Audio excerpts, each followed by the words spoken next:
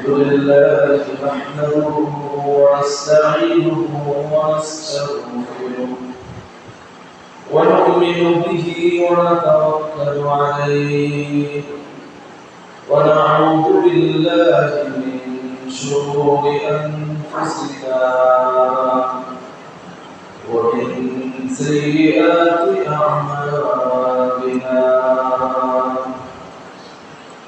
من يهده الله فلا مضل له ومن يضلله فلا هادي له وأشهد أن لا إله إلا الله وحده لا شريك له ونشهد أن محمدا عبده ورسوله أما بعد فأعوذ بالله من الشيطان الرجيم بسم الله الرحمن الرحيم قالت إحداهما يا أبت استأجر إن خير من استأجرت القوي الأمين صدق الله العظيم قال رسول الله صلى الله عليه وسلم أعطوا الأجير أجره قبل أن يكف عرقه أو كما قال عليه الصلاة والسلام اللهم صل على محمد النبي الأمي وعلى آله وسلم تسليما صلى الله على محمد صلى الله عليه وسلم سبحانك لا علم لنا إلا ما علمتنا إنك أنت العليم الحكيم সমস্ত প্রশংসা আমার রব্বুল আলামিনের জন্য যিনি জুমার নামাজের উদ্দেশ্যে আমাদেরকে মসজিদে আসার তৌফিক দান করেছেন অন্তর থেকে শুকরিয়া আদায় করি আলহামদুলিল্লাহ মুহতারাম হাজিরিন আর কয়েকদিন পর ইংরেজি সালের মে মাস শুরু হবে মে মাসের 1 তারিখ হচ্ছে বিশ্ব শ্রমিক দিবস এই জন্য আজকে নিয়োগ করেছি শ্রমিকের অধিকার শ্রমিকের মর্যাদা শ্রমিকের সম্মান সম্পর্কে অল্প কিছু আলোচনা করার ওয়া তাওফীকি ইল্লা বিল্লাহ প্রিয় ভাইরা শ্রমিক কাকে বলে শ্রমিক বলা হয় যিনি শ্রম দেন অন্য অর্থে বললে বলা যায় যিনি পারিশ্রমিকের বিনিময়ে যিনি শ্রম দেন মেহনত করেন এবং কাজ করেন কিছু টাকার বিনিময়ে ওনাকে শ্রমিক বলা হয় পৃথিবীর যত মানুষ আছে অধিকাংশ মানুষই শ্রমিক হয় সে রিক্সা চালক হয় সে কোনো অফিসে চাকরি করে কিন্তু অফিসে চাকরি করলেও সে যত বড় অফিসার হোক না কেন যত বড় পোস্টেই থাকুক না কেন সে একজন শ্রমিক কারণ ওই অফিসে সে কি দিচ্ছে শ্রম দিচ্ছে সেটাও করছে সে শারীরিক পরিশ্রম করছে ওই অফিসে ওই রকম ভাবে একজন দিনমজুর সেও শ্রমিক রিক্সা চালক কৃষক সেও শ্রমিক তো ইসলাম এই শ্রম দেওয়াকে, শ্রমিক হওয়াকে পছন্দ করে। শ্রম যারা দেয় তাদেরকে ইসলাম পছন্দ করে। আল্লাহ রাব্বুল আলামিন শ্রম দেওয়াকে উৎসাহিত করেছে। পবিত্র কোরআনে সূরা জুমআর মধ্যে আল্লাহ রাব্বুল আলামিন বলেছেন, ফাইদা কুদিয়াতিস সালাতু ফান্তাশিরু ফিল আরদি ওয়াবতাগু মিন ফাদলিল্লাহ ওয়াযকুরুল্লাহা কাসীরান লাআল্লাকুম তুফলিহুন। আল্লাহ রাব্বুল আলামিন যখন তোমাদের নামাজ শেষ হয়ে যাবে, তোমরা নামাজে আসবে, আযান হলে নামাজ যখন শেষ, তখন তোমরা জমিনে ছড়িয়ে যাও। তখন মসজিদে বসে থাকার দরকার এখন নেই। তোমরা যার যে কাজ আছে, যার যে চাকরি আছে, যার যে ব্যবসা আছে, ওই ব্যবসার মধ্যে চলে যাও। আল্লাহ ফজল, আল্লাহর অনুগ্রহ তোমরা তালাশ করো। ব্যবসাতে করো, ব্যবসার মধ্যে গিয়ে বেচা কেনা করো, ওইখানে আল্লাহ তাআলা রহমত করবেন, আল্লাহ তাআলা অনুগ্রহ করবেন, তুমি ব্যবসার মধ্যে লাভবান করো। তুমি মাঠে যাও, কাজ করো, আল্লাহ ওই মাঠের ফসলের মধ্যে বরকত দিয়ে দেবেন। তো আল্লাহ রাব্বুল আলামিন এটা বলেছেন যে নামাজ শেষ, সুতরাং তোমরা চলে যাও, তোমরা পরিশ্রম করো, কাজ করো, যার যে ব্যস্ততা আছে ওই ব্যস্ততার মধ্যে তোমরা লেগে যাও। তো এই জন্য যিনি শ্রম দেন, যিনি শ্রমিক, ওই ব্যক্তিটাও আল্লাহর কাছে প্রিয়। আর যে শ্রম দেয় না, অলস, ওই অলস আল্লাহর কাছে প্রিয় নয়। ইসলাম অলসতাকে পছন্দ করে না। ইসলাম উদ্যমতাকে, কর্মঠতাকে, কাজ পরিশ্রম করাকে পছন্দ করে। কারণ অলসতাকে পছন্দ না করার কারণ হচ্ছে, অলসতা হচ্ছে মুনাফিকদের স্বভাব। মুনাফিকরা কি করে? অলসতা করে। তাদের কোনো কাজ কারবার নাই, বসে বসে ইসলামের বিরুদ্ধে চক্রান্ত করে। এরকম মুনাফিক বলা তো যায় না, কিন্তু আমাদের মধ্যে কিছু মানুষ আছে তাদের কোনো কাজ নাই, বসে বসে আরেকজনের নামে বদনাম করবে, আরেকজনের নামে পুরস্কার পাবে, আরেকজনের চিন্তা ভাবনা করবে, ওনাকে কি করেছে, তোমাকে কি করেছে। আমাদের মধ্যে এরকম কিছু অলস মানুষ আছে। অলস থাকা যাবে না, কর্ম করতে হবে, কর্মোদ্যম হতে হবে, পরিশ্রম করতে হবে। আল্লাহ পরিশ্রম করতে বলেছেন। পরিশ্রমীকে আল্লাহ ভালোবাসেন, নবী ভালোবাসেন।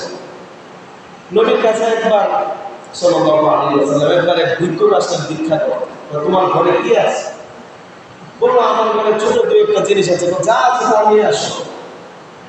নিয়ে আসার পর উপস্থিত সাহাবীদেরকে রাসূল সাল্লাল্লাহু আলাইহি ওয়াসাল্লাম বললেন, এই যে দুইটা জিনিস, তিনটা জিনিস, একটা জামা আর একটা ছিল, এই দুইটা জিনিস দিয়ে ক্রয় করবা। একজন সাহাবী বলল যে আমি ক্রয় করবো, আমার প্রয়োজন নেই, আপনি বলেছেন ক্রয় করবো, কি কত দিয়ে? 1 দিরহাম। না, এত কম, আরো বেশি বাড়া করবো, 2 দিরহাম। আরেক সাহাবী বলল, আপনি দিয়ে দেবেন 2 দিরহাম। ওই যে ভিক্ষা চাইতে এসেছিল ওই সাহাবীকে দিয়ে বললেন, তুমি অর্ধেক দিয়ে খাবার কিনো, অর্ধেক দিয়ে তুমি আরেকটা কি কাজের মেজাজে কোনো কিছু নিয়ে আসো, যেমন কোরআন।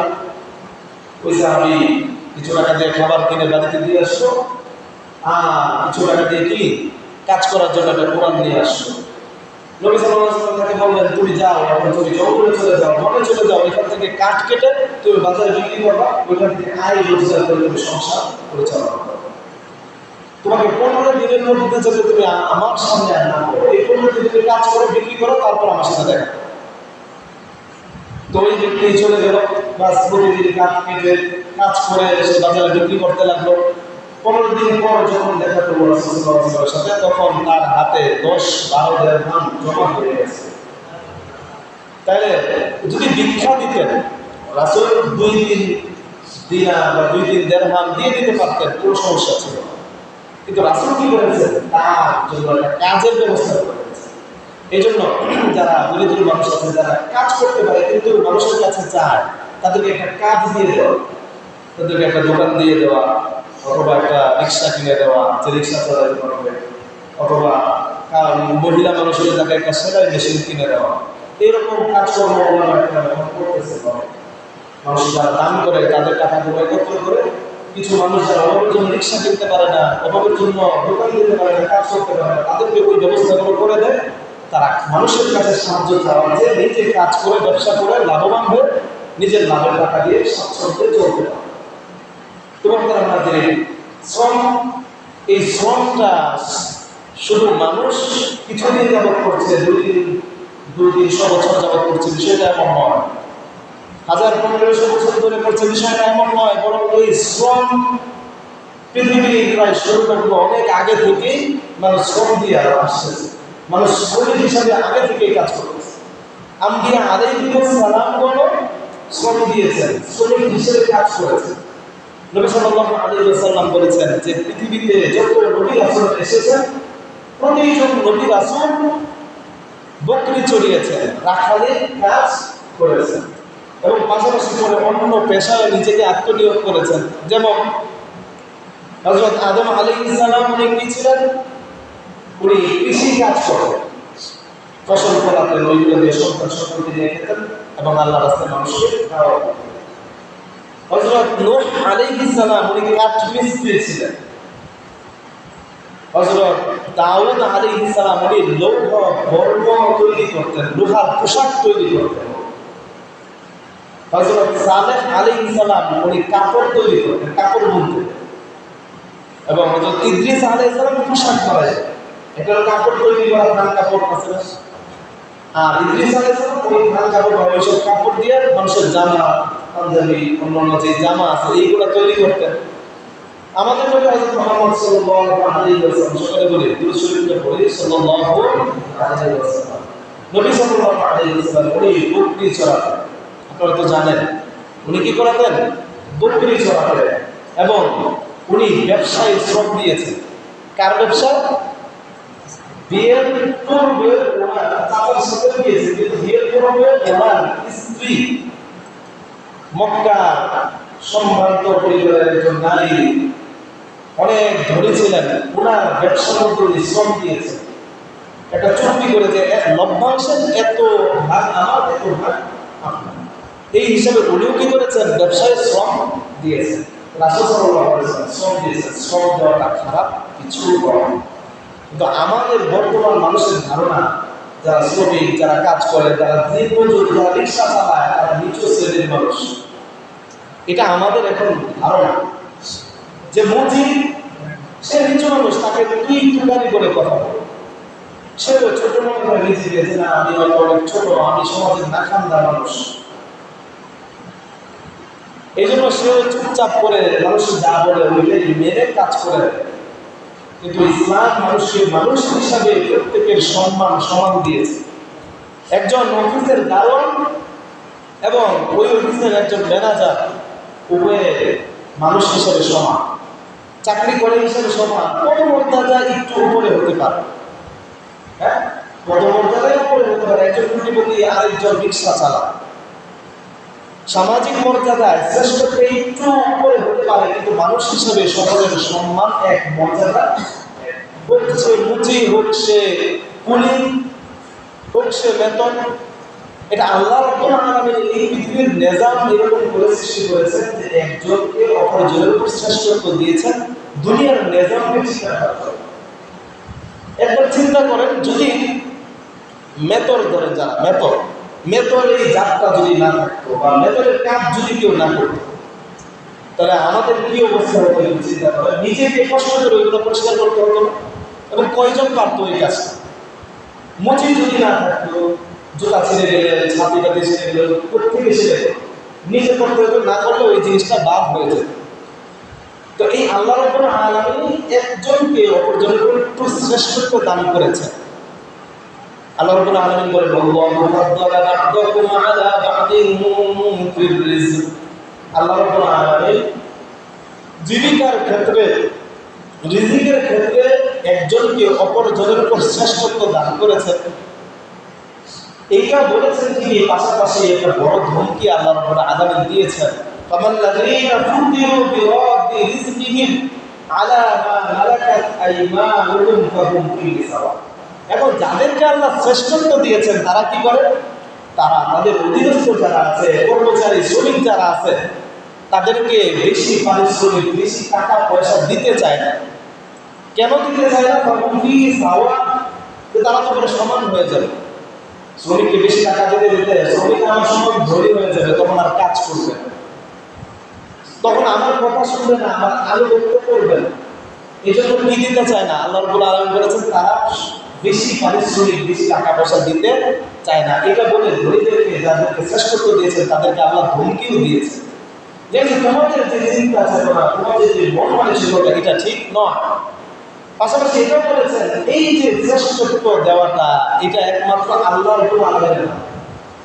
আল্লাহ যদি চাইতেন তাহলে কোটিপতিকে কোটিপতি না করে তাকে দিনমজুরির কাজ করাইতে পারতেন, আর যে রিক্সাওয়ালা তাকে ওই বড় অফিসের মালিক বানাই দিতে পারতেন। আল্লাহ ওনাকে এখানে রেখেছেন, এটা আল্লাহর রাব্বুল আলামিনের ইচ্ছা, আল্লাহর রাব্বুল আলামিনের এটাই কল্যাণকর মনে হয়েছে। এই জন্য একজন অপরজনকে নিচু মনে করা যাবে না। একজন ছোট কাজ করছে বলে তাকে অসম্মানী করা যাবে না। পেশা হিসেবে যেই পেশাটা হালাল, প্রতিটা পেশায় সম্মানের মর্যাদা। যে হালাল ভাবে আয় করছে, হালাল ভাবে কাজ করছে, সে যদি জুতা সিলেও খায়, সে আল্লাহর কাছে মর্যাদা, সে আল্লাহর কাছে সম্মান। আল্লাহর কাছে যে সম্মানী, তিনি সারা বিশ্বের যত মাখলুক আছে সকলের কাছে কি সম্মান।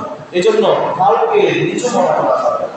ইসলাম শ্রমিকের মর্যাদা দিয়েছে। যারা শ্রম দেয় তাদের কামাইকে শ্রেষ্ঠ কামাই বলেছে ইসলাম। আল্লাহ রাসূল সাল্লাল্লাহু আলাইহি ওয়াসাল্লাম বলেছেন, মা আকালা আহাদুন তাআমান কাত্তুন খায়রান মিন আন ইয়াকুলা মিন আমালি ইয়াদিহি। মানুষ যারা কামাই রোজগার করে, যারা যত ধরনের রিজিক খায়, যত ধরনের খাদ্য খায়, যতভাবে আয় রোজগার করে, সবচেয়ে উত্তম আয় রোজগার হচ্ছে যে ব্যক্তি নিজের হাতে কামাই করে, নিজে কষ্ট করে মাথার ঘাম পায়ে জড়িয়ে যে কাজ করে কামাইটা করে।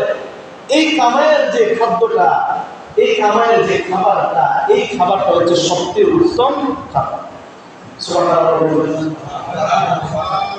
ইসলাম কি শ্রমিককে নিচু করেছে না উপরে উঠেছে? কোটি কোটির খাবার কি শ্রেষ্ঠ বলেছে? হ্যাঁ, ধনীর খাবার কি শ্রেষ্ঠ বলেছে? বলেছে শ্রমিকের খাবার কি শ্রেষ্ঠ, যে হাতে কাজ করে, মাঠে কাজ করে, হাতে কাজ করে, ঘাম ঝরিয়ে যে কামাই করে, তার কামাইয়ের রিজিকটা কি শ্রেষ্ঠ রিজিক। এরপর আল্লাহ সাল্লাল্লাহু আলাইহি ওয়াসাল্লাম বলেছেন, ইন্না নাবিয়াল্লাহি দাউদ আলাইহিস সালাম কানা ইয়াকুলু মিন আমালি ইয়াদিহি। আল্লাহর নবী দাউদ ছিলেন একজন, দাউদ আলাইহিস সালাম। ওনার ব্যাপারে আল্লাহ রাসূল বলেন যে উনি কি নিজের হাতে কামাই করে ওই টাকা থেকে তিনি কি করতেন? সংসার পরিচালনা করতেন, তিনি নিজে খেতেন। সুবহানাল্লাহ। পরিশ্রম করে কামাই করা এটা নবীদের অভ্যাস। পরিশ্রম করা, শ্রম দেওয়া, শ্রমিক হওয়া এটা ছোট কোনো কিছু নয়। ইসলাম শ্রমিককে সম্মান দিয়েছে, ইসলাম শ্রমিককে মর্যাদা দিয়েছে। কাউকে তুচ্ছ তাচ্ছিল্য করা যাবে না, ছোট মনে করে দেখা যাবে না। আমার কাছে একজন দিন মজুর কাজ করে, সে আমার ভাইয়ের মতো। সে কি আমার ভাইয়ের মতো। নবী সাল্লাল্লাহু আলাইহি ওয়াসাল্লাম আমাদেরকে এটাই শিক্ষা দিয়েছে। সে যদি আমার কাছে এমন ভাবে চুক্তিবদ্ধ থাকে, তার খাওয়া পড়া সবকিছু আমার, তাহলে আমি যে খাবারটা খাবো, মালিক হিসাবে আমি যে খাবার খাই, আমার শ্রমিক, আমার কর্মচারী, আমার কামলাকে ওই খাবারটাই খাওয়াতে হবে। নবী সাল্লাল্লাহু আলাইহি ওয়াসাল্লাম এই নির্দেশনা দিয়েছে। আমি যে ধরনের পাঞ্জাবি কাপড় পরি, আমি যে ধরনের আরামের কাপড় পরি, আমার কর্মচারীকে, আমার কাজের মেয়েকে, কাজের মহিলাকে ওই ধরনের কাপড় দিতে হবে। আল্লাহ রাসূল সাল্লাল্লাহু আলাইহি ওয়াসাল্লাম বলেছেন, ইখওয়ানুকুম খালুকুম। শ্রমিকের ব্যাপারে একটা হাদিস বর্ণিত হয়েছে। এক সাহাবীকে একজন তাবেঈ দেখলেন, ওনার শরীরে যেই রকমের কাপড়, তার গোলাম বা যে কর্মচারী ছিল, খাদিম ছিল, তার শরীরে একই কাপড়। উনি একটু অবাক হলেন, কি ব্যাপার, আপনি যেই ধরনের কাপড় পরতেছেন, আপনার শরীরে ওই ধরনের কাপড় পরতেছেন। তখন ওই সাহাবী বলল, আল্লাহ রাসূল সাল্লাল্লাহু আলাইহি ওয়াসাল্লামের সামনে আমি আমার কর্মচারীকে, আমি আমার গোলামকে বকা দিয়েছিলাম। তখন আল্লাহ রাসূল সাল্লাল্লাহু আলাইহি ওয়াসাল্লাম বলেছেন, আইয়াতাহু বিউম্মিহি, তাকে তুমি মা বলে গালি দিয়েছো, বকা দিয়েছো। হ্যাঁ, ইন্নাকা ইমরুন ফিকা জাহিলিয়াত, তুমি তো এমন একজন মানুষ, তুমি ইসলাম গ্রহণ করেছো ঠিক, কিন্তু তোমার মধ্যে জাহিলিয়াতের যে অভ্যাস ওটা রয়ে গেছে। জাহিলিয়াতের সময়, জাহিলিয়া যুগে মানুষ কি করতো? মা বাপ তুলে গালি দিত, বিভিন্ন নানা ধরনের জুলুম করতো। তুমি যে তোমার গোলামকে গালি দিলা, তোমার মধ্যে কি জাহিলিয়াতের অন্ধকারের যে অভ্যাসটা, মানুষের মূর্খতার অভ্যাস, ওই অভ্যাসটা তোমার মধ্যে রয়ে গেছে। তারপর ওই সাহাবী আল্লাহ রাসূল সাল্লাল্লাহু আলাইহি ওয়াসাল্লাম বলেছেন, ইখওয়ানুকুম খায়রুকুম, এই যে তোমাদের কর্মচারী যারা আছে, যারা তোমাদের অধীনস্থ আছে, তারা তোমাদের ভাই। জাআলাহুমুল্লাহু তাহতা আইদিহিম, আল্লাহ রাব্বুল আলামিন তাদেরকে তোমাদের অধীনস্থ করেছে, কিন্তু তারা তোমাদের ভাই। যারা তোমাদের ভাই, ভাই ভাই অধিকার কি সমান না কম বেশি? সমান না? তারা তোমার ভাই, তোমাদের ভাই। আল্লাহ এতটুকু করেছেন যে তাদেরকে তোমাদের অধীনস্থ করেছেন, তোমার আওতাধীন দিয়েছেন, যে তুমি যেটা বলবে সেটা সে শুনবে। এরপরে বলেছেন, ফামান কানা আখুহু তাহতা ইয়াদিহি, যদি কারো অধীনস্থ কোনো কেউ থাকে, যদি কারো অধীনে তোমার ভাই থাকে, তাহলে তোমার কি করা উচিত? ফালইউতইমুহু মিম্মা ইয়াকুলুহু, তাহলে তুমি তোমার ভাইকে, ওই শ্রমিককে, ওই কর্মচারীকে, ওই কাজের মেয়ে, কাজের ছেলেকে, বাৎসরিক কামলাকে তুমি ওই খাবারটা খাওয়াবে, মিম্মা ইয়াকুলুহু, তুমি যেটা খাও। শ্রমিকরা, কর্মচারীরা তোমাদের ভাই। কারো আন্ডারে যদি কোনো কর্মচারী আসে, কোনো কাজের মেয়ে, কাজের ছেলে আসে, তাহলে সে যেন তাকে ওই খাবারটা খাওয়ায় যে খাবারটা সে নিজে খায়। আমাদের অবস্থা কি? আমাদের অবস্থা, আমরা যদি 5 জাত দিয়ে 3 জাত দিয়ে খাই, আমাদের কাজের মেয়ে, কাজের মহিলা, কাজের লোককে আমরা 1 জাত 2 জাত দিয়ে পার করে দিই। আমরা গোস্ত খাই, তাদেরকে ভর্তা দিয়ে কোনো রকম পার করে দিই। ওইটা একটা খরচ। কামদারে কেন এত ভালো খাওয়াই দেবো? কেন ভালো খাওয়াইতে হবে বুঝতে পারছেন? রাসূল সাল্লাল্লাহু আলাইহি ওয়াসাল্লাম বলছেন, তারা কাজ করে দেখে তারা কি না মানুষের চেয়ে নিচে নেমে গেছে, এমন না। যারা কাজ করে তারাও সম্মানিত, তারাও ভালো খাবারের হক রাখে। সুতরাং আমাদের দায়িত্ব, যদি আমরা যদি কোনো কাজে নেই, তার খাবারের দায়িত্ব যদি আমার কাছে থাকে, তাকে আমি ভালো খাওয়ার চেষ্টা করব। চুক্তি যদি থাকে যে তোমার সারা বছরের কাপড় চোপড় আমি দিব, তাহলে যাতে আমার সিরা ফাড়া রুটি, আমার সিরা ফাড়া জামা কাপড় আমি তাকে না দিই, বরং আমি যেই মানের কাপড় পরি, ওই মানের কাপড়টা আমি যেন তাকে দেওয়ার চেষ্টা করি। আল্লাহ রাসূল সাল্লাল্লাহু আলাইহি ওয়াসাল্লাম এটা শিক্ষা দিয়েছে। দেখুন ইসলাম কত সুন্দর। ইসলাম মানুষের মধ্যে কি ভেদাভেদ রাখে না, মানুষের মধ্যে কোনো ভেদাভেদ নাই। যে রাজা সে যেই সম্মানের অধিকারী, যে সাধারণ প্রজা সে মানুষ হিসেবে একই সম্মানের অধিকারী। মোহতারাম হাজির, তো এই যে শ্রমিক এবং মালিক, এই দুই পক্ষের জন্য কিছু করণীয়, কিছু বর্জনীয় কিছু কাজ আছে। এই বিষয়গুলো নিয়ে ইনশাআল্লাহ আজকে আলোচনা করব। তো একজন শ্রমিকের কি কি গুণ থাকা উচিত? যে মানুষটা কাজ করবে, যে মানুষটা একটা অফিসে চাকরি করবে, সেটা যত বড় অফিসই হোক, যে মানুষটা একটা স্কুলে চাকরি করবে, অথবা যে মানুষটা মাটি কাটবে, যে মানুষটা রিক্সা দিয়ে একজনকে বাজারে নিয়ে যাবে, সেও তো শ্রম দিচ্ছে, সেও তো শ্রমিক। তার কি কি গুণ থাকা দরকার? ইসলাম শ্রমিককে দক্ষ হতে বলে, কর্মঠ হতে বলে, বিশ্বাসী হতে বলে এবং দায়িত্ববান হতে বলে। ইসলাম শ্রমিককে দক্ষতা ছাড়া অদক্ষ মানুষকে কাজ করতে বলে না। একজন মানুষ কাজ করবে, যেই বিষয়ে সে কাজ করবে ওই বিষয়ে তার দক্ষতা থাকতে হবে, ওই বিষয়ে তার সামর্থ্য থাকতে হবে। সামর্থ্য ছাড়া একটা কাজে যাওয়ার ব্যাপারে ইসলাম গুরুত্ব করে না। আল্লাহ রাব্বুল আলামিন পবিত্র কোরআনে তার নবী হযরত মূসা আলাইহিস সালামের একটা ঘটনা উল্লেখ করে আমাদেরকে শিক্ষা দিয়েছেন কিভাবে মানুষকে শ্রমিক হিসেবে নিতে হয়, শ্রমিকের কি দায়িত্ব এবং মালিককে কি করতে হবে, এইগুলো আল্লাহ রাব্বুল আলামিন কোরআনে শিখিয়েছেন।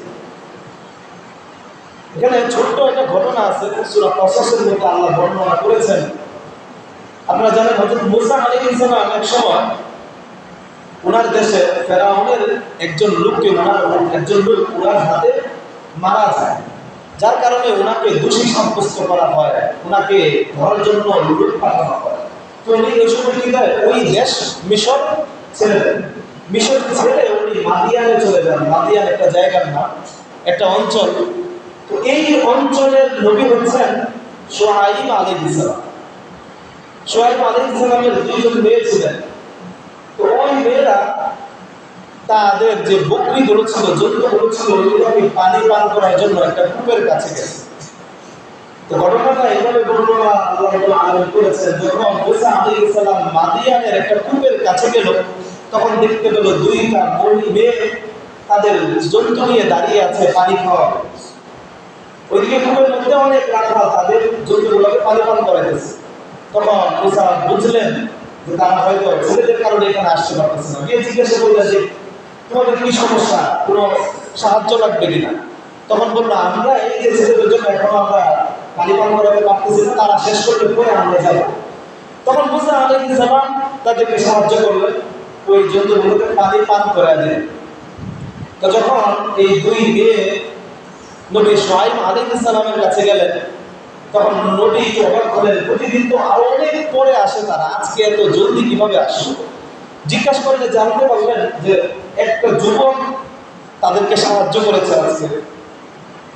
তখন শুআয়ব আলাইহিস সালাম বললেন যে তাকে ডেকে নিয়ে আসো, তাকে দাওয়াত করো। তো দুই মেয়ের এক মেয়ে গেল তাকে ডেকে আনতে, গিয়ে বলল কালা ইন্না আবি ইয়াদউকা লিয়াজজিয়াকা আজরা মা সাকাইতা লানা।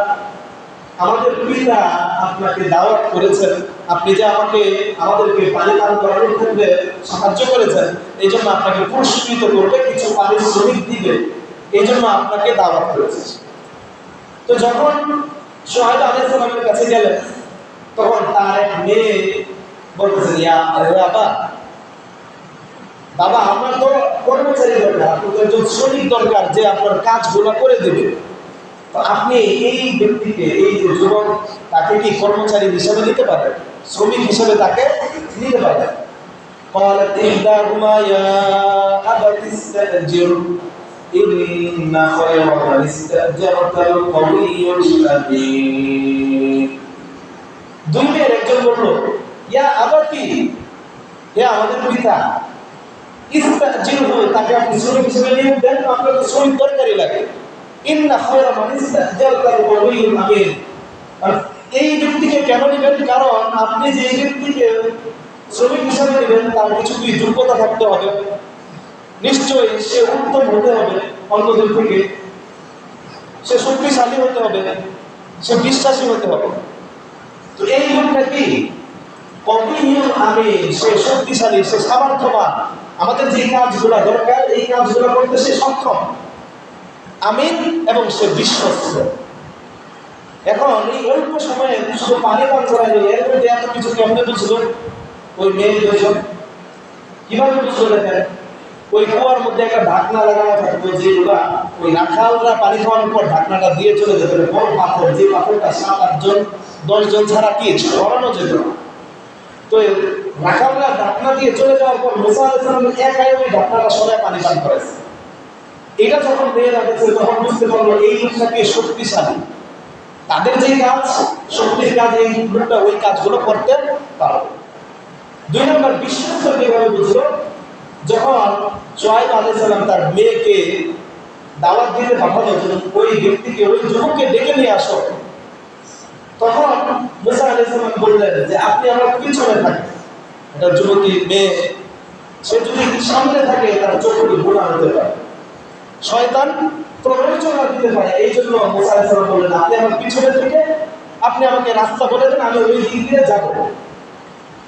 এই যে এখান থেকে ওনার মেয়ে বুঝতে পারলো এই লোকটা বিশ্বাসী, এই লোকটা আমানতদার, এই লোকটা খেয়ানতকারী হতে পারে। এই জন্য বলছে ইয়া আবাতি ইস্তাজিরু ইন্না খায়রা মান ইস্তাজারতাল কওয়িয়ুল আমিন। তো এই আয়াত থেকে আমরা 2টা বিষয় জানতে পারি। একজন শ্রমিকের কি হতে হবে? দক্ষ হতে হবে। সে যে কাজটা করবে, সেটা তো অফিসের কাজ হলে অফিসের কাজে দক্ষ। সে যদি মাটি কাটার কাজ করে, মাটি কাটতে যে শক্তি দরকার, পরিশ্রম করার যে শক্তি লাগবে, ওই শক্তি তার থাকতে হবে। সে রিক্সা চালালে রিক্সা চালানোর যে দক্ষতা, সে বাস চালালে বাস চালানোর যে দক্ষতা, সেই দক্ষতা তার থাকতে হবে। 1 নম্বর, দক্ষতা না করে, নিজের যোগ্য না হয়ে, দক্ষতা অর্জন না করে কোনো কাজে যাওয়া উচিত নয়। এটা এই আয়াত থেকে আমরা শিক্ষা পাই। 2 নম্বর, আমি তার বিশ্বস্ত হতে হবে। একজন শ্রমিকের, কর্মচারী, কাজের লোক, কাজের মেয়ে তার বিশ্বাসী হতে হবে, আমানতদার হতে হবে। কারণ একজন শ্রমিককে যে কাজ দেওয়া হলো, কাজের ছেলেকে যে কাজ দেওয়া হলো যে তুমি এই কাজটা করো, সে যদি বিশ্বস্ত না হয় তাহলে এই কাজটা সে সুন্দরভাবে আদায় করবে না, এই কাজের মধ্যে ডিলিমিসি করবে। মালিক যতক্ষণ সামনে থাকবে ততক্ষণ কাজ করবে, মালিক না থাকলে একটু বসে থাকবে, জিরাইবে, মানুষের সাথে আলাপ করবে, চা খাবে, পান খাবে, অথবা বাড়িতে ভাত খাইতে দুপুরে যখন যাবে 1 ঘন্টার জায়গায় 2 ঘন্টা লাগাই দেবে, যে মালিক তো নাই, দেখতেছে না। কিন্তু সে যদি বিশ্বস্ত হয়, সে যদি আমানতদার হয়, তাহলে মালিক যে তাকে টাকা দিয়ে দিয়েছে যে তুমি সারাদিন কাজ করো, তোমাকে এত দিব, তুমি এই কাজটা করো, এই কাজটা শেষ করলে তোমাকে এত পাইবা, ওই কাজটা সে সঠিকভাবে আদায় করবে। সে চিন্তা করবে মালিক আমার থেকে সময় কিনে দিয়েছে, আমি মালিকের কোনো সময় নষ্ট করবো না। যতটুকু সময় একজন শ্রমিকের বিশ্রাম দিতে হয় আমি ততটুকুই নিব, বেশি আমি নিব না। কারোর সাথে আলাপ করে আমি সময় নষ্ট করবো না। এটা হচ্ছে একজন শ্রমিক বিশ্বস্ত, বিশ্বাসী এবং আমানতদার হওয়ার ফজিলত। এই 2 আয়াত থেকে আমরা এটা পাই। রাসূল সাল্লাল্লাহু আলাইহি ওয়াসাল্লামের হাদিস থেকে আরেকটা বিষয়, 3 নম্বর বিষয় যেটা আমরা জানতে পারি, একজন শ্রমিককে দায়িত্বশীল হতে হবে। দায়িত্বশীল না হলে সে সঠিকভাবে কাজ করতে পারবে না। আর যে সঠিকভাবে কাজ না করবে, যে তার মালিকের হকের মধ্যে সমস্যা করবে, কাজটা সঠিকভাবে আদায় করবে না, হাসরের ময়দানে আল্লাহর দরবারে আল্লাহর কাছে তার জিজ্ঞাসিত হতে হবে যে অমুকে তোমাকে কাজে দিয়েছিল, তুমি কাজটাকে সঠিকভাবে আদায় করছো? তোমাকে একদিন মালিক আসতে বলছে, তুমি কি ঠিকমতো কাটছিল? তোমাকে খেত লাগানোর করে চুক্তি দেওয়া হয়েছিল, তুমি কি সুন্দরভাবে লাগাইছিল যেভাবে বলছিল, নাকি কোনো রকম কাজটা করে চলে আসছে? এই সম্পর্কে কিন্তু আল্লাহ রাব্বুল আলামিন জিজ্ঞাসা করবে। এই জন্য একজন শ্রমিককে দায়িত্ববোধ হতে হবে, দায়িত্ববোধ সম্পন্ন হতে হবে, দায়িত্ববান হতে হবে, তাহলে মালিকের কাজটা সুন্দরভাবে আঞ্জাম সে দিতে পারবে। তাহলে শ্রমিকের জন্য আমরা যে 3টা গুণ পেলাম, 1 নম্বর হচ্ছে দক্ষ হতে হবে, শক্তিশালী হতে হবে। শক্তিশালী মানে ওই কাজটা করতে সে সক্ষম। 2 নম্বর, সে বিশ্বাসী হতে হবে, আমানতদার হতে হবে, খেয়ানতকারী হওয়া চলবে না। 3 নম্বর, সে দায়িত্ববান হতে হবে, শ্রমিকের দায়িত্ববান হতে হবে। এরপরে পরের আয়াতে আল্লাহ রাব্বুল আলামিন আমাদেরকে যেটা শিক্ষা দিয়েছেন যে শ্রমিক এবং মালিক উভয় পক্ষের একটা বিষয় জরুরি। সেই বিষয়টা হলো পারিশ্রমিক নির্ধারণ করা। অনেক সময় আমরা রিক্সায় উঠি, বাসে উঠি, বিভিন্ন জায়গায় যাই, আগে ভাড়া ফুরাই, সবার সাথে সমস্যা হয় না, কিছু মানুষের সাথে সমস্যা হয়ে যায়। উনি বলে 50 টাকা বেশি ভাড়া, আমি বলি কি 50 টাকা কম। একজন শ্রমিককে কাজে নেওয়া হলো, উনি তার মজুরি বাড়িয়ে দিয়েছেন, কিন্তু ওই ব্যক্তিও জানে না, ওই শ্রমিকও বললো না। সারাদিন কাজ করে আসার পর মালিক 100 টাকা কম দেয়। উনি বলে যে না, আমি তো এখন 800-900 টাকা করে কাজ করতেছি, আমার তো মজুরি এখন কি হয়েছে, বাইরে গেছে। কিন্তু এটা তো আগে বলে নাই। আগে না বলার কারণে দেখা যায় কাজ শেষ হওয়ার পর তাদের মধ্যে কথা কাটাকাটি হয়, মনোমালিন্য হয়। এর মূল কারণ কি? পারিশ্রমিক নির্ধারণ না করা। এই জন্য মালিক এবং শ্রমিক উভয়ের জন্য আবশ্যক হচ্ছে পারিশ্রমিক নির্ধারণ করা, যেটা আল্লাহ রাব্বুল আলামিন পরের আয়াতে আমাদেরকে শিক্ষা দিয়েছেন। হযরত সুহাইব আলাইহিস সালাম বললেন মুসা আলাইহিস সালামকে, ক্বালা ইন্নী উরিদু আন উনকিহা ইহদা ইবনাতাইয়া হাতাইনি আলা আন তাজুরানি 8 হিজাজ। যে হে যুবক, তোমার কাছে আমি আমার একটা মেয়ে বিয়ে দিব, এর পারিশ্রমিক এটা হবে যে তুমি আমার কাছে 8 বছর কাজ করবে। কয় বছর? 8 বছর কাজ করতে হবে। 8 বছর কাজ করবা, এটার পারিশ্রমিক হবে আমি তোমার কাছে একটা মেয়ে দিয়ে দিব। ফাইন আতমানতা আশরান ফামিন ইনদিক। আর তুমি যদি 10 বছর আমার কাছে থেকে কাজ করো, তাহলে এটা তোমার ইচ্ছা, এটা তোমার এখতিয়ার থাকবে, কিন্তু 8 বছর অবশ্যই কাজ করতে হবে, এটা তোমার পারিশ্রমিক, এটা তোমার শ্রম। পারিশ্রমিক হচ্ছে আমার মেয়েকে তোমার কাছে আমি দিয়ে দেব। তো এই আয়াত থেকে আমরা জানতে পারি কাজ শুরু করার পূর্বেই পারিশ্রমিক নির্ধারিত হতে হবে। পারিশ্রমিক যদি নির্ধারিত হয়, তাহলে কাজ শেষে শ্রমিক এবং মালিকের মধ্যে মনোমালিন্য হবে না, ঝগড়া লাগবে না, কথা কাটাকাটি হবে না। এই বিষয়টা ইনশাআল্লাহ আমরা সকলে লক্ষ্য রাখার চেষ্টা করব। এরপর মালিকের ব্যাপারে আল্লাহ রাব্বুল আলামিন এখানে 2টা বিষয় বলেছেন, যে মালিকের জন্য কিছু করণীয় কাজ আছে। মালিক কি করবে? শুআয়ব আলাইহিস সালাম বলেন, মা উরিদু আন আশুক্কা আলাইহি। শুআয়ব আলাইহিস সালাম যখন তাকে বললেন যে তুমি 8 বছর কাজ করবে, তবে 10 বছর করলে সেটা তোমার ইচ্ছা, দিন আমি তোমার কষ্ট হোক এটা আমি চাই না। তুমি আমার এখানে কাজ করবা ঠিক আছে, কিন্তু তোমার কষ্ট হোক এই বিষয়টা আমি চাই না। তোমার যদি কষ্ট হয় তাহলে তুমি 8 বছর কাজ করে চলে যাবা, 10 বছর করতে হবে না। আর তোমার যদি কষ্ট না হয় তুমি থাকবা, 10 বছর কাজ করে যাবা। এই যে আল্লাহ রাব্বুল আলামিন এখানে উল্লেখ করলেন আশুক্কা আলাইহি, যে আমি তোমার কষ্ট চাই না, তার মানে একজন মালিকের উচিত এটা লক্ষ্য রাখা যে তার শ্রমিক, তার কর্মচারী, তার কাজের ছেলে, কাজের মেয়ে, কামলা যাই হোক তাকে যেন কষ্ট দেওয়া না হয়, তাকে যেন কোনো কাজের ক্ষেত্রে কষ্ট না দেওয়া হয়, বেতন দেওয়ার ক্ষেত্রে কষ্ট না দেওয়া হয়, তাকে যেন কোনো ভারী কাজ চাপায়া না দেওয়া হয়। কারণ আল্লাহ রাসূল সাল্লাল্লাহু আলাইহি ওয়াসাল্লাম হাদিসের মধ্যে বলেছিলেন, ওই হাদিসটার মধ্যে, যে হাদিসে কি বলছেন যে কাজের লোকদেরকে যদি তাদের খাওয়ার ভার তোমার উপর থাকে, তাদের কাপড় চোপড়ের ভার তোমার উপরে থাকে, তুমি যা খাইবা তোমার কাজের ছেলে মেয়েকে তাই খাইতে দিতে হবে। তুমি যেই ধরনের কাপড়টা পাবা ওই ধরনের কাপড় তোমার কাজের ছেলে মেয়েদেরকে, কাজের লোকদেরকে পরতে দিতে হবে। এরপরে বলছেন ওয়ালা তুকাল্লিফুহুম, এবং তাকে কোনো ভারী কোনো কাজ চাপায় দিল যেটা সে করতে পারবে না। যেই কাজ সে করতে পারবে না, 2 মনের একটা বস্তা যুবক একজন উঠাইতে পারবে না, বা একজন বৃদ্ধ হয়ে গেছে সে উঠাইতে পারবে না, তাহলে এমন কাজ দিও না। ফাইন কাল্লাফতুমুহু, রাসূল বলেন, কিন্তু যদি দিয়া দেও, যদি একটা ভারী কাজ দিয়েই দিছো, লোক পাইতেছো না, 2 জন কামলা নেওয়ার কথা ছিল, পাওয়া গেল না, একজনকে নিছো, তো একজনকে দিয়ে কাজ করাতে হবে। যদি ফাইন কাল্লাফতুমুহু, যদি তাকে ওই ভারী কাজটা দিয়াও ফাআইনুহুম, তাহলে তুমি নিজে তাকে সাহায্য করবে। সুবহানাল্লাহ। কি বলছে? মালিককে বলছে যে শ্রমিককে যদি ভারী কোনো কাজ দাও যেটা করা তার জন্য কষ্টকর, তাহলে তুমি মালিক হওয়া সত্ত্বেও তুমি ওই কাজে তাকে সহায়তা করবে। ইসলাম শ্রমিকের অধিকার কম করেছে না বেশি করেছে? এই অধিকারকে আমরা রক্ষা করতেছি? আমরা এই বিষয়গুলোকে আমরা একটু চিন্তা করি? আমরা তো এই বিষয়গুলো চিন্তা করি না। তাহলে আমাদের যারা মালিক আছে, যারা আমরা শ্রমিক নেব, কাজের লোক নেব, তারা এই বিষয়টা লক্ষ্য করবো আমার কাজের লোকের জন্য কোনো কষ্ট না হয়, কষ্টদায়ক কাজ যেন তাকে দেওয়া না হয়। 2 নম্বর, মালিকের যে গুণটা থাকতে হবে সেটা হচ্ছে তাকে সৎ হতে হবে, তাকে নিষ্ঠাবান, ন্যায় বিচার করতে পারে এমন যোগ্যতা বা এমন মনমানসিকতা তার থাকতে হবে। আল্লাহ নবী শুআয়ব আলাইহিস সালাম বলেন, সাতাজিদুনি ইনশাআল্লাহু মিনাস সাবিরিন, আমি তোমার কষ্ট চাই না হে যুবক, তুমি আমার এখানে কাজ করবে, তোমার পারিশ্রমিক এটা হবে, তুমি 8 বছর কাজ করবা, 10 বছর থাকবে, তোমার ইচ্ছা, আর আমি তোমার কোনো কষ্ট চাই না। আর তুমি যদি আমার এখানে কাজ করো তাহলে এই পুরাটা সময় আমাকে সৎ পাইবা, তুমি আমাকে একজন ন্যায় পরায়ণ মানুষ হিসেবে আমাকে পাইবা।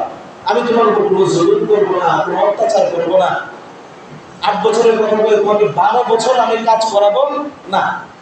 কারণ আমাদের মধ্যে অনেকেই কাজ থাকে একটা নির্ধারিত সময় পর্যন্ত, কিন্তু আমরা শ্রমিককে দিয়ে আরো অনেক বেশি কাজ করাতে পারি। আবার পারিশ্রমিকের ক্ষেত্রে ওই পারিশ্রমিকটাই দিই। আমি যেমন যদি আমি বেশি কাজ করাই, 8 ঘন্টার জায়গায় যদি 10 ঘন্টা করাই, আমি একটু পারিশ্রমিক তাকে বাড়ায় দিব, পাশাপাশি তার সম্মতি নিয়ে নিব যে আমার একটু কাজ আছে তুমি করে দাও। সে সম্মত হইলে বাস তাকে দিয়ে করাবো, এবং তার যে কষ্টটা অতিরিক্ত হইল এই কষ্টের একটা মজুরি যাতে আমি তাকে দিয়ে দিই। এটা হচ্ছে একজন মালিকের গুণ। মালিকের গুণ কি হতে হবে? শ্রমিককে কষ্ট দেওয়া যাবে না।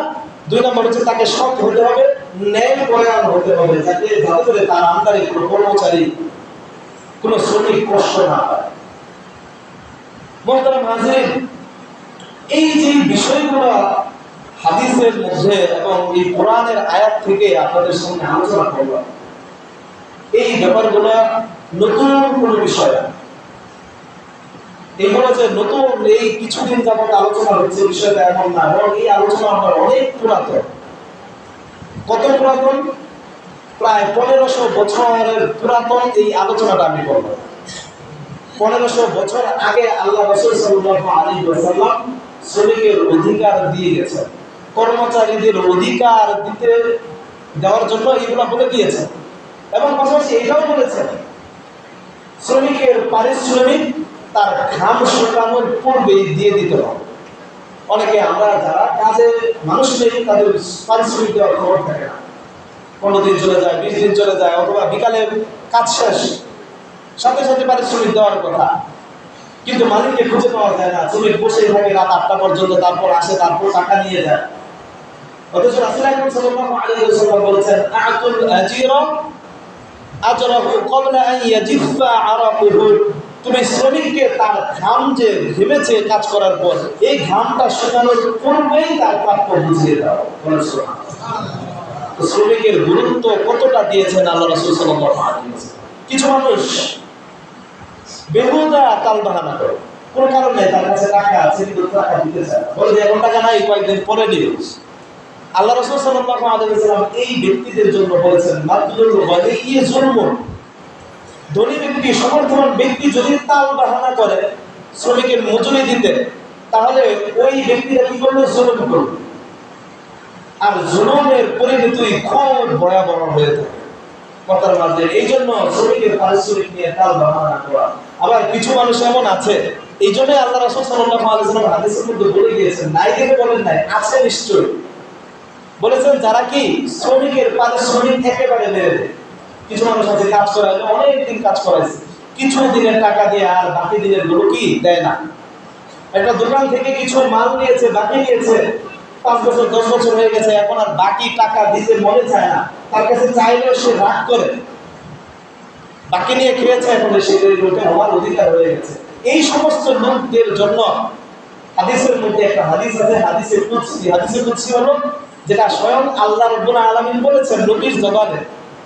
আল্লাহু তাআলা, আল্লাহ বলেন সালাসাতুন আনা খাসমুহুম ইয়াউমাল কিয়ামাহ, 3 জন ব্যক্তি এমন আছে যে ব্যক্তিদের বিরুদ্ধে কিয়ামতের দিন আমি দাঁড়িয়ে যাব। কে বলেছেন এটা? রাসূল বলেছেন? আল্লাহ, স্বয়ং আল্লাহ বলেছেন 3 ব্যক্তি আছে এমন কিয়ামতের দিন আমি যাদের বিরুদ্ধে থাকবো, বিরুদ্ধে দাঁড়াবো। 1 নাম্বার, আচ্ছা লম্বা হাদিস বলার সময় হবে না, আসলটা বলি। 3 নাম্বার হচ্ছে রাজুলুন ইস্তাজারাল আজির, যে ব্যক্তি একটা শ্রমিককে পারিশ্রমিক নির্ধারণ করে সে কাজে লাগাইলো, ফাস্তাউফা মিনহু, এবং তার থেকে কাজটা ভালোভাবে আদায় করে নিল। জমি লাগাইতে দিয়েছে, জমিটা সুন্দরভাবে লাগাইছে, মাটি কাটতে দিয়েছে, মাটিটা সুন্দরভাবে কাটছে, বাজারে যাওয়ার কথা ছিল, বাজারে গেছে, এখন ওয়ালাম ইউতি আজরাহু, সে তার ভাড়াটা দেয় না, সে তার প্রাপ্য পারিশ্রমিকটা সে দেয় না। এই যেই ব্যক্তি তার পারিশ্রমিক দেয় না, মানুষের কাছে টাকা পায়, এই টাকাটা দেয় না, এই ব্যক্তির বিরুদ্ধে আল্লাহ তাআলা দাঁড়াবেন। আর আল্লাহ রাব্বুল আলামিন যার বিরুদ্ধে হাশরের ময়দানে থাকবেন, সেই ব্যক্তি কি পশ্চিম কালে জান্নাতে যেতে পারবে? বলেন। অনেকে চুপ করে আছে, তার মানে কি যেতে পারবে আপনাদের মনে হয়? আরেক হাদিসের মধ্যে এই হাদিসের একটা অংশ, আমি আল্লাহ যার বিরুদ্ধে দাঁড়াবো তাকে আমি পরাজিত করে ছাড়বো। হাশরের ময়দানে সর্বশক্তিমান কে? আল্লাহ। আল্লাহ যার বিরুদ্ধে দাঁড়ায় যাব, কেউ সাহস আছে তার ব্যাপারে সুপারিশ করবে, তাকে জান্নাতে পাঠাতে পারবে? এই জন্য আমরা শ্রমিকের যে পারিশ্রমিকটা দিব, এই ক্ষেত্রে ইসলাম বলেছে যে মালিক যেন শ্রমিকের উপর জুলুম না করে এবং শ্রমিক যেন মালিকের উপর জুলুম না করে। তারপর শ্রমিক চালু করে দিবে, শ্রমিক যেন মালিকের উপর জুলুম না করে, মালিক যেন শ্রমিকের উপর জুলুম না করে। মালিক মালিক যেন সুযোগের সন্ধানে না থাকে, যে যখন মানুষ কাজ পাবে না তখন যেন আমি কম টাকা দিয়ে শ্রমিকদের কাজ করাইতে পারি, যতটুকু শ্রমের মূল্য না তার থেকে কম টাকা দিয়ে শ্রমিককে দেওয়া, এই পরিমাণ মজুরি নির্ধারণ করা যেটাতে একজন মানুষ ভালোভাবে চলতে পারে। 2 নম্বর হচ্ছে শ্রমিক যেন মালিকের উপর জুলুম না করে, সুযোগের শব্দ ব্যবহার এরকম ভাবে না করে, যখন কাজের লোক পাওয়া যাচ্ছে না তখন কামলা বা কাজের লোকের রেট দিয়ে যায় কি 800, 1000, 1200 টাকা, এইটা যেন না করে। স্বাভাবিকভাবে একটা মানুষের চলতে গেলে যে পরিমাণ টাকার দরকার হয় একটা কাজের মানুষের, ওই পরিমাণ টাকা যেন কাজের লোককে শ্রমিককে দেওয়া হয়, যাতে করে মালিকের উপর জুলুম না হয় এবং শ্রমিকের উপর জুলুম না হয়। শ্রমিকের হক, শ্রমিকের অধিকার ইসলাম পরিপূর্ণ দিয়েছে।